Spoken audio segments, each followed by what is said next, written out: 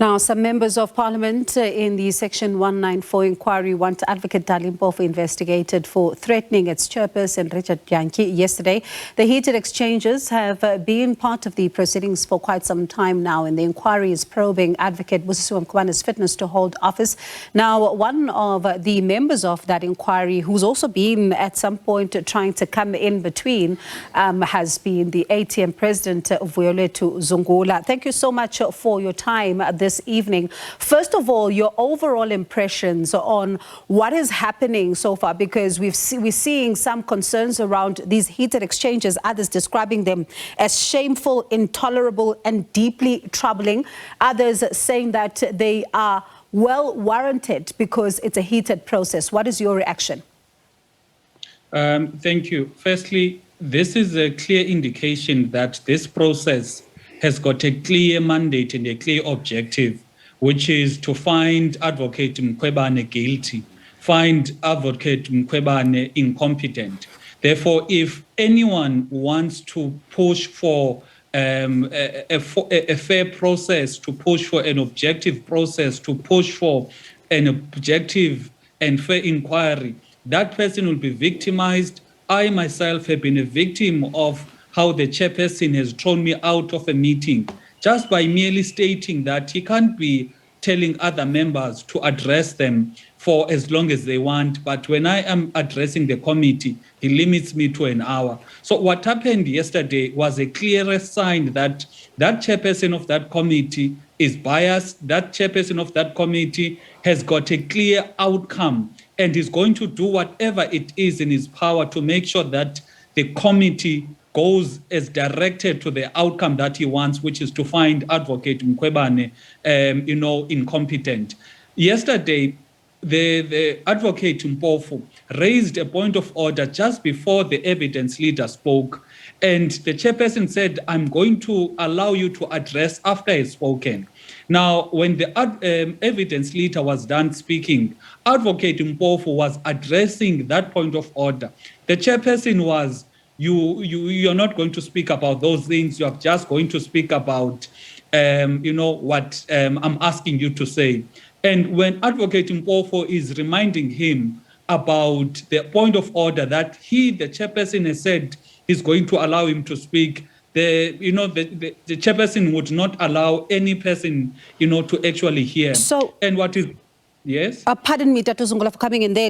Let's then stay with that, because there was, of course, that exchange where Advocate Dali Mpofu then says that, I'm senior to you in many ways and all of that. And then the chairperson coming out to say, "Are you threatening me?" And he says, "Yes." And then he says, "Actually, that is a promise." Some have said he crossed the line, though.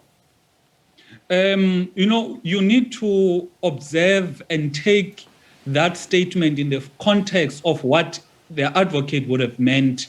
When a person is saying, "I'm making a threat," for example, I've also threatened to write to the speaker for the speaker to rule that chairperson is not fit for the process, is a biased chairperson.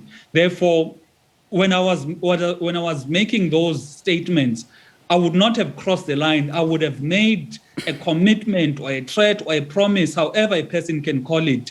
But it is a promise or a threat that is in line with my, with my rights as a member of the committee.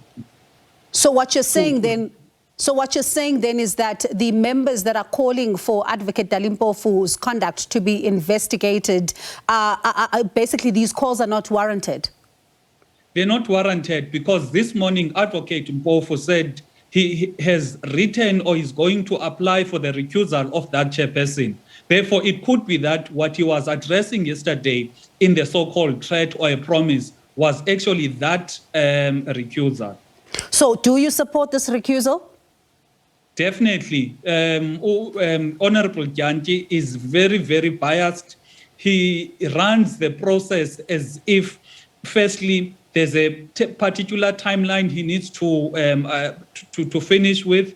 Secondly, you remember yesterday, we raised the issue of a postponement to allow Advocate Mpofu and the public protector, number one, to focus on the fact that the Advocate Mkhwebane is sick. Secondly, they need to prepare for the court papers. he blatantly disregarded, ignored, and he said he's the chairperson, he takes a particular ruling.